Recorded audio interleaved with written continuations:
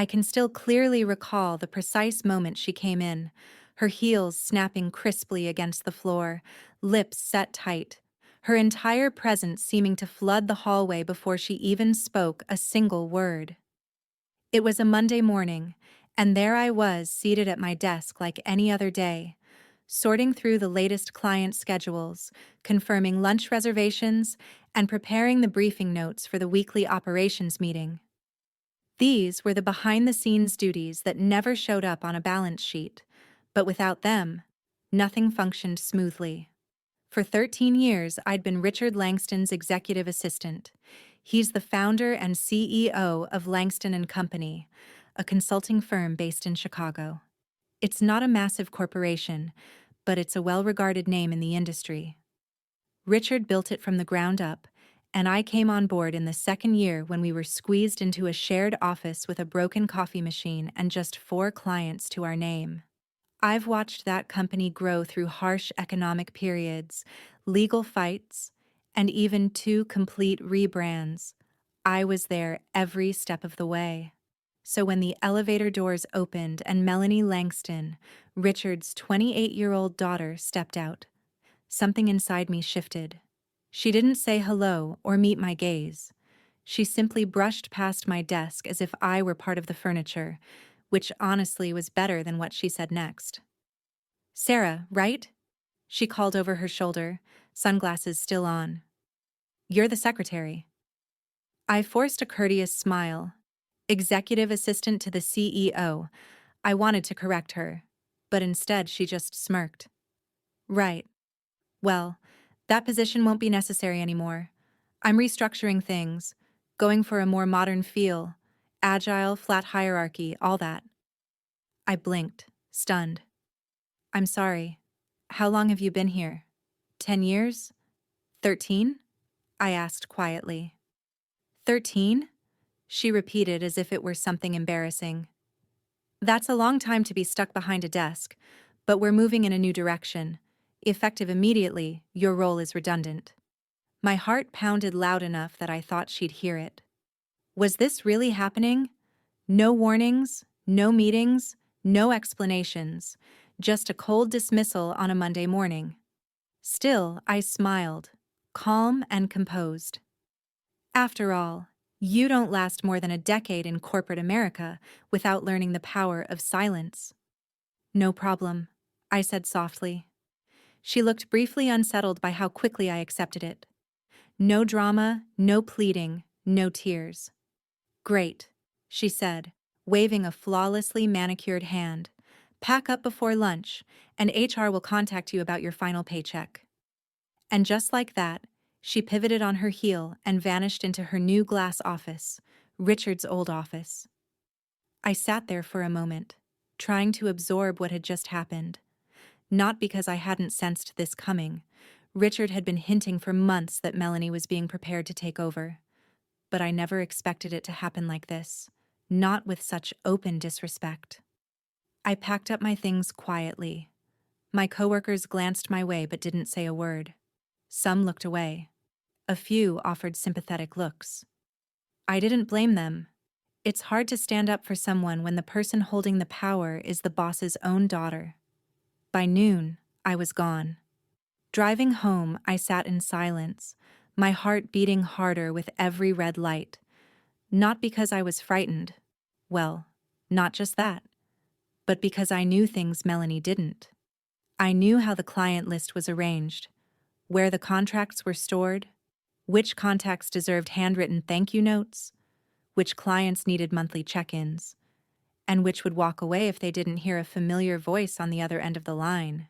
I had been the quiet engine behind that company, never flashy or loud, but absolutely vital. And now, just like that, I was gone. I didn't cry, not even once. Instead, I made myself a cup of tea, opened my laptop, and began thinking about every client I'd cultivated, every partner I'd worked with, every meeting I'd prepared, and the times I'd single-handedly saved Richard from major disasters. Melanie had made one critical error. She underestimated me. She thought I was just a replaceable secretary, irrelevant, and easily forgotten.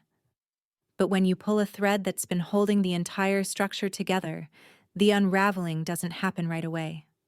It starts slowly, almost invisibly, but once it begins, it's unstoppable. And I had just walked away with every name, every phone number, and every quiet secret carefully tucked inside my personal notebook. She had no idea what was coming. Not yet. But she would. The next morning, I woke up early, more out of habit than need, because for 13 years my internal clock had been set to rise before sunrise, stay ahead of the flood of emails, and anticipate problems before anyone else even noticed them. But now I had no job, no commute, no meeting agendas to prepare, just silence and an empty to-do list. Well, not completely empty, because Melanie Langston may have fired me, but what she failed to realize was that I wasn't leaving empty-handed. Not in any malicious sense, no documents taken, no secrets sold. I had too much integrity for that. What I did have was my notebook, a simple leather-bound journal, the kind you buy in bulk at office supply stores. I'd filled it over the years with notes, reminders, observations, and most importantly, relationship maps. Not just names and numbers, but who mattered to whom.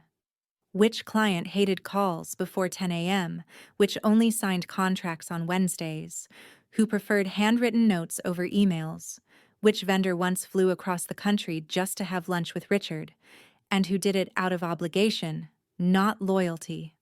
Melanie never asked about any of that. She didn't even glance at my desk when she let me go. She thought she could just slide in, reshuffle titles, and the machine would keep running. But a company isn't a machine.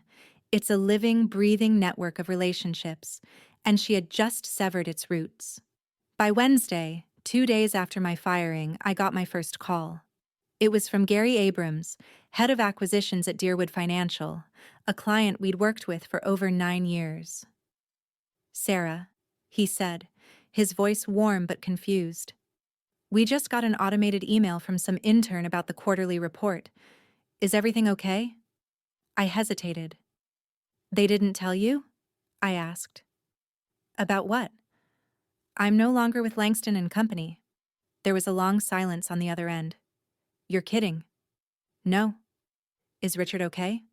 "Why would he be?" I replied simply. "It was his daughter." Gary grunted. "Melanie's in charge now," he said. Another pause followed. "Well, that explains the mess. Listen," he continued. "I don't want to get caught up in office politics, but we trusted you. You're the reason we stayed this long. I mean it, Sarah. You made things work. You always got the job done." We talked a few more minutes. He never outright said he was pulling the account, but honestly, he didn't need to. His tone said it all. The first crack in the foundation. By Thursday, 3 more calls came in, then 2 emails. By Friday afternoon, 7 clients had reached out, confused, unsettled, some angry, one downright furious that Melanie had reassigned their account to someone who couldn't even pronounce their name properly on a Zoom call. "I thought we mattered to you," one message said. I didn't reply. I couldn't. I wasn't part of Langston and Company anymore. Instead, I logged each message carefully into a new notebook. That Friday evening, I got a text from Nicole, a former coworker on the strategy team. She'd always been kind when others acted like I was invisible. "Hey, can I call you? Something's happening here." "Of course," I said. 10 minutes later, my phone lit up. "Sarah," she said quickly, "Melanie's freaking out." "Why?" I asked.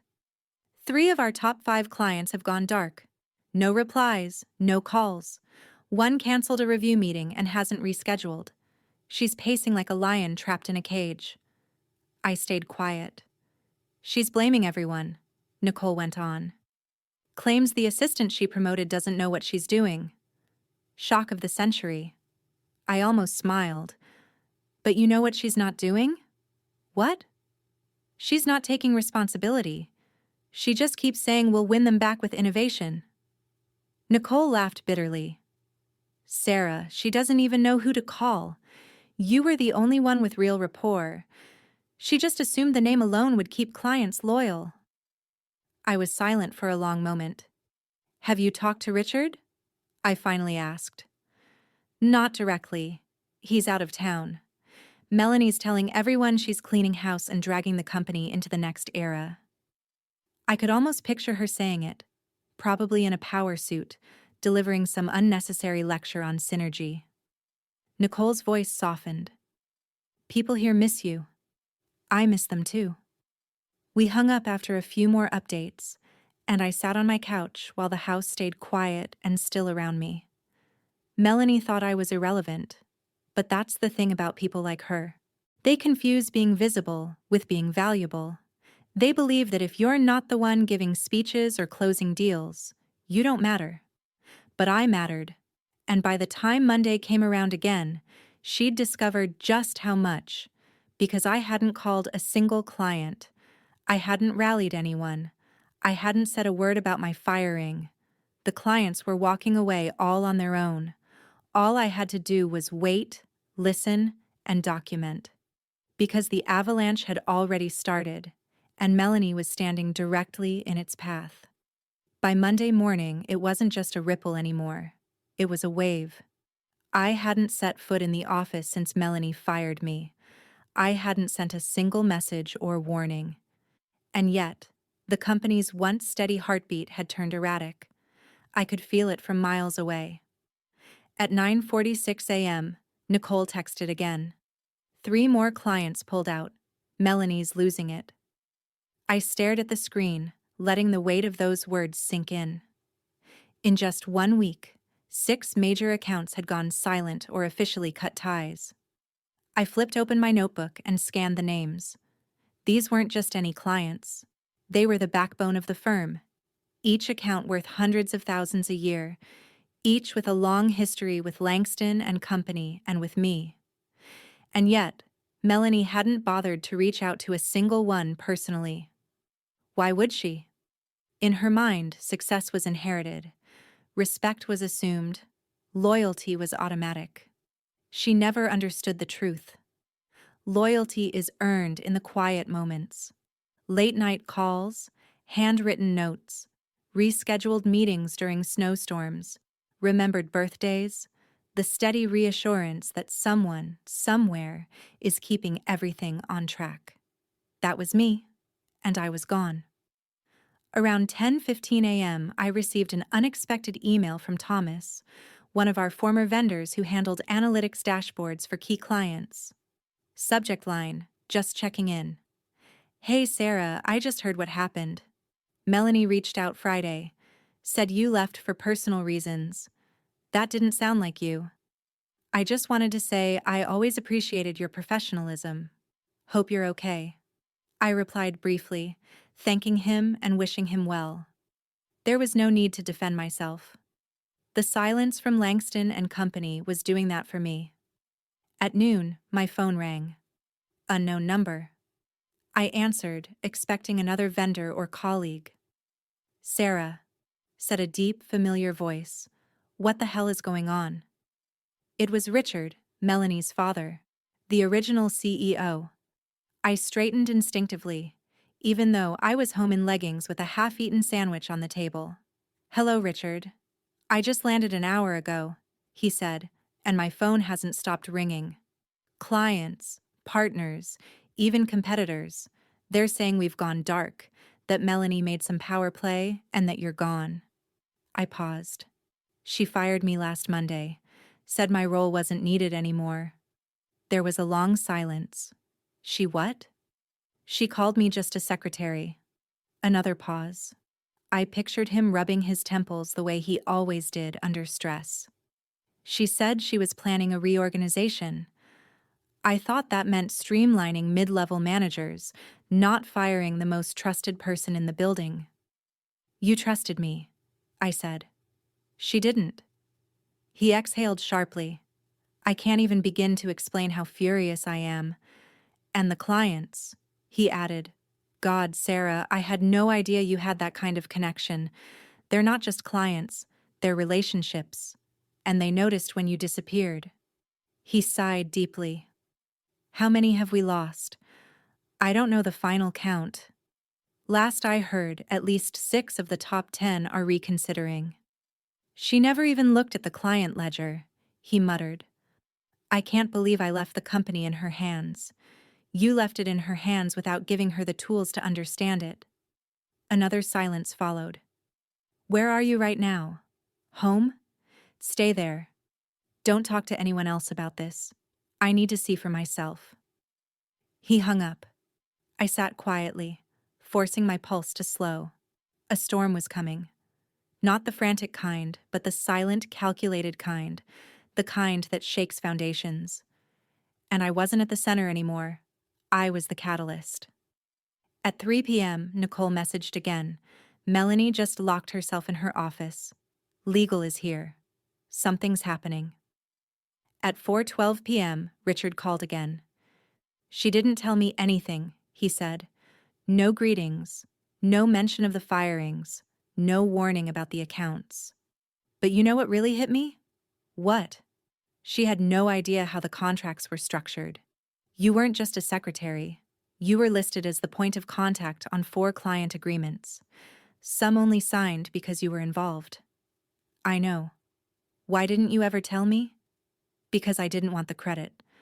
I just wanted the work to matter. There was a pause, and his voice softened the way it always did. I see that now. He sighed again, longer this time. She's not equipped for this. I stayed silent. Then finally, Sarah, what would it take for you to come back? I closed my eyes, letting the question hang in the air, because what I wanted wasn't just an apology. It was reckoning. I didn't answer right away. He asked again, urgency slipping into his voice, and I could picture him pacing, his mind racing as he tried to hold together the remains of the company he'd built. Finally, I said, if I come back, it won't be to sit quietly behind a desk. Name your terms, he said without hesitation. Full decision-making authority over client services, I said. Reporting directly to you. I want my title changed. I want access to all reports and client data, and I want it in writing that Melanie will have no authority over my work. There was a brief pause. I can make that happen, he said. I'm not done, I added. I want to roll out a new onboarding system for staff, something we should have implemented years ago. I want a say in hiring decisions, and I want Melanie to issue a formal internal statement acknowledging her mistake. Another pause followed. That last part might be tough. I know. But if I'm coming back to clean up this mess, everyone needs to know exactly why it happened. He let out a slow breath. Understood. In that moment, I realized he didn't want me back out of guilt or loyalty. He needed me. Pure business necessity. The company's framework was collapsing, and I was the only one who still knew where the support beams were. The next morning, I received an official email. Interim Director of Client Services, effective immediately, reporting directly to the CEO. Attached was the signed contract, every condition met. I arrived at the office just after 11 a.m., not through the side door this time, but straight through the main lobby, my heels clicking sharply against the marble floor. Heads turned. Conversations stopped mid-sentence. People watched like I was a phoenix rising from the ashes. Nicole met me at the elevator, looking like she wanted to hug me, but settling for a quiet nod. She's in the conference room, she whispered. Good. Richard was already there when I stepped inside, along with Melanie. She looked hollow, pale shoulders tight, jaw clenched so hard it almost creaked. A few department heads sat along the far wall, unsure whether to stand or disappear into their chairs. I calmly placed my bag at the head of the table. Richard gestured for me to sit beside him. Melanie's eyes locked onto me like I was a ghost she'd hoped never to see again. Richard cleared his throat. As some of you know, we've had some operational disruptions. Disruptions? Melanie snapped. They're calling it a mass client exodus. Richard didn't flinch. Whatever you call it, we're responding.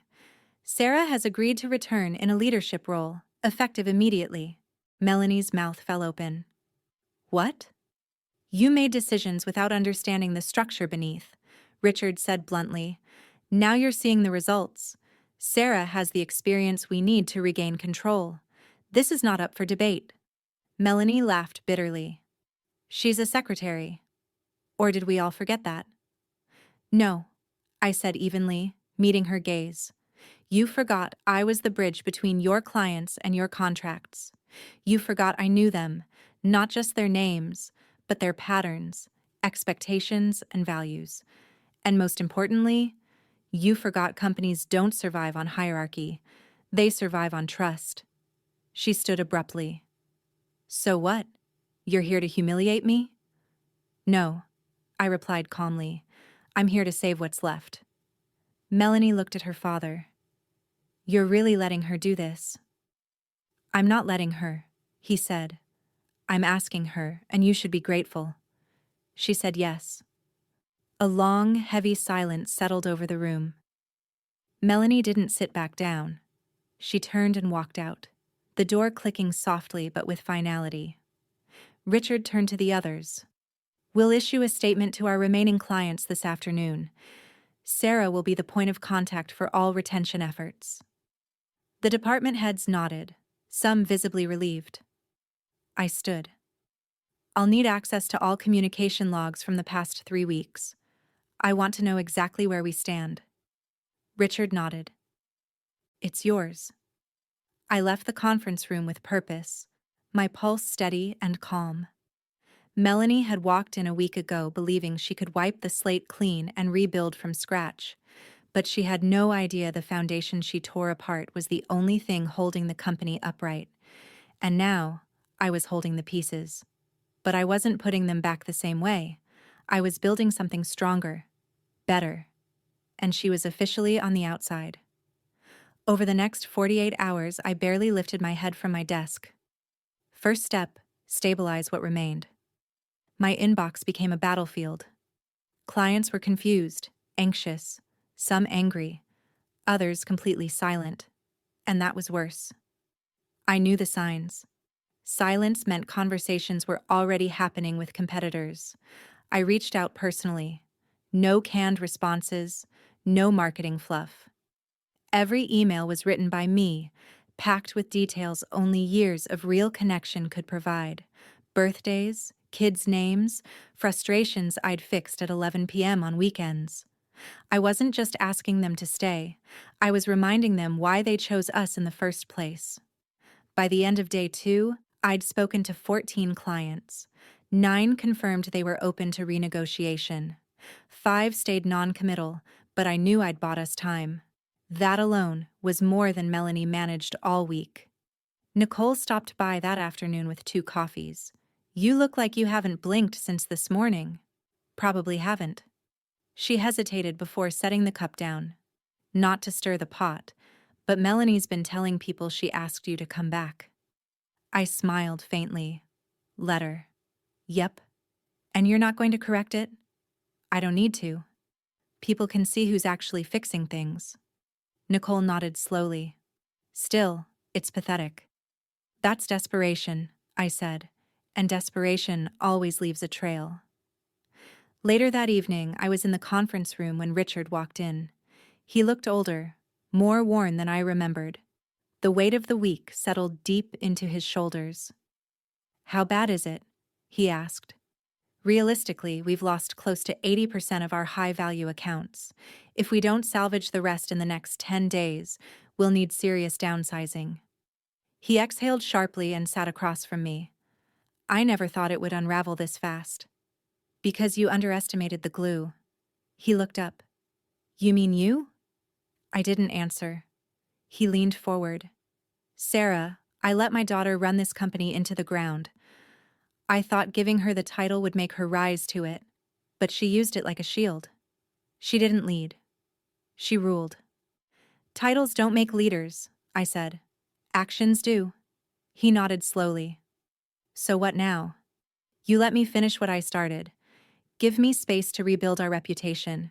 Not just outside, but inside too. Staff morale is rock bottom. People are scared. They don't trust leadership. We can't sell stability to clients if our own house is chaos. He tilted his head. And Melanie? I don't need her gone, but I do need her out of my way. He gave a tired, faint smile. Consider it done. By week's end, we launched a formal outreach campaign. Every team member received a client list and templates I created. Every call was documented. Every concern tracked. We shifted focus from excuses to accountability. It wasn't flashy or viral, but it was real, and it was working.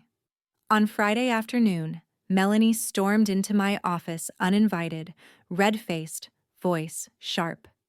You've been undermining me. I looked up calmly. Good afternoon, Melanie. Don't play nice. You've been erasing me, taking over everything. People look at you like you're the CEO. I'm just doing my job. No, you're doing my job. I'm the future of this company. No, I said evenly. You were the experiment. The future's still undecided. She laughed coldly. You think you've won because you got your little title and fixed a few contracts? I think I've been trusted by the clients, the staff, and your father. Trust isn't something that comes with a title, Melanie. It's earned over time, through actions and respect. She shot me a glare, then turned sharply and stormed out. I didn't flinch or raise my voice. I simply returned my attention to the contract on my desk and kept working, because when you understand your own value, there's no need to shout or prove anything. Results speak louder than words, and those results were becoming impossible to ignore. When Monday morning arrived, the atmosphere in the company had changed. It wasn't fixed yet, far from it, but there was a clear shift in the air. The halls that had once felt eerily silent now carried a tentative hum of life. Meetings no longer felt like gatherings held under a cloud of fear and hesitation. Voices that had been muted began to speak up. Department heads stopped hiding behind excuses and started offering real ideas. When they passed me in the corridors, their nods were no longer polite gestures but genuine acknowledgments. Everyone understood now. I was no longer just the woman who quietly booked flights and managed calendars behind a desk. I was the one who had held the company together, the one who rebuilt what arrogance had nearly destroyed. And Melanie, she had grown quieter, colder. Her once loud, commanding presence faded into a barely noticeable shadow lingering in the background. Officially, she wasn't fired. Her security badge still worked. Her nameplate still hung on her door, but the trust she once carried had vanished. She felt it, and so did I. On Tuesday, Richard called me into his office. His face was serious, marked by exhaustion, but his eyes held a steady calm I hadn't seen in weeks. He gestured for me to sit. We've stabilized, he said. Your work turned the tide. I reviewed the latest retention reports this morning. We recovered 60% of the accounts we lost. I know, I said. I spoke to most of them myself. He nodded approvingly. The board is fully aware of your contributions. They know you wrote the recovery plan, trained the interim client teams, and managed staff communications during one of our most turbulent months. I waited as he pulled a formal letter from a folder. I want you to stay permanently as Chief Client Officer, he said. Executive title, full autonomy over client strategy. You report directly to me. I skimmed the offer. The salary increase was generous, the benefits improved, but that wasn't what sealed my decision. I said yes because, this time, the title matched the truth. I stood and shook his hand. I'll accept, I said, on one condition. His eyebrow lifted. Go on. I want to create a mentorship program for women, for support staff, for anyone ever dismissed as just a secretary, just an assistant, just a junior. No one else should be underestimated the way I was. A rare, genuine smile crossed his face. Consider it done. I left his office holding the letter, a fierce sense of purpose in my chest, driven not by revenge, but by resolve. That afternoon, as I passed the glass conference room where Melanie once ruled, I saw her standing alone, arms crossed, staring out at the city. When she noticed me, she turned. Her eyes looked tired.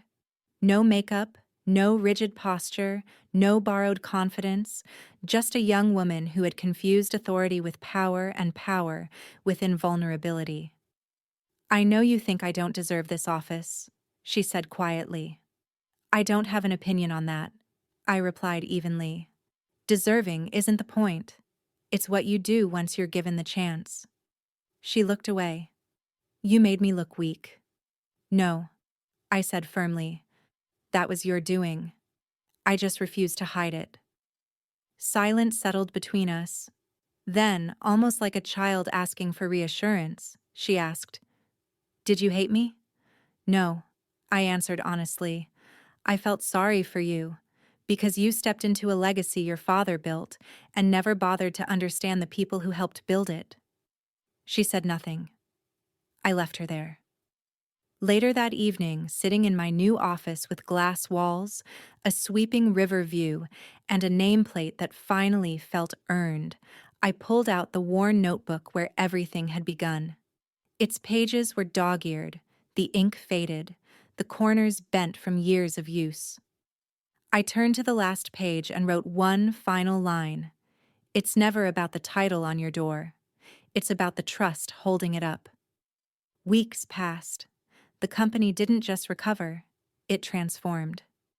The mentorship program launched quietly and spread quickly.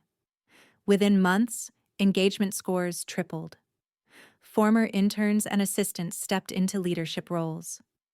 Confidence moved through the company like wildfire. Clients noticed, because people aren't loyal to logos, slogans, or org charts. They're loyal to those who show up when it matters most. And I had shown up, even when I was told I was irrelevant, even when I was discarded like unwanted office clutter. I didn't burn the building down. I let it collapse under its own arrogance. And when the dust settled, I didn't point fingers. I got to work. That's what real leadership looks like.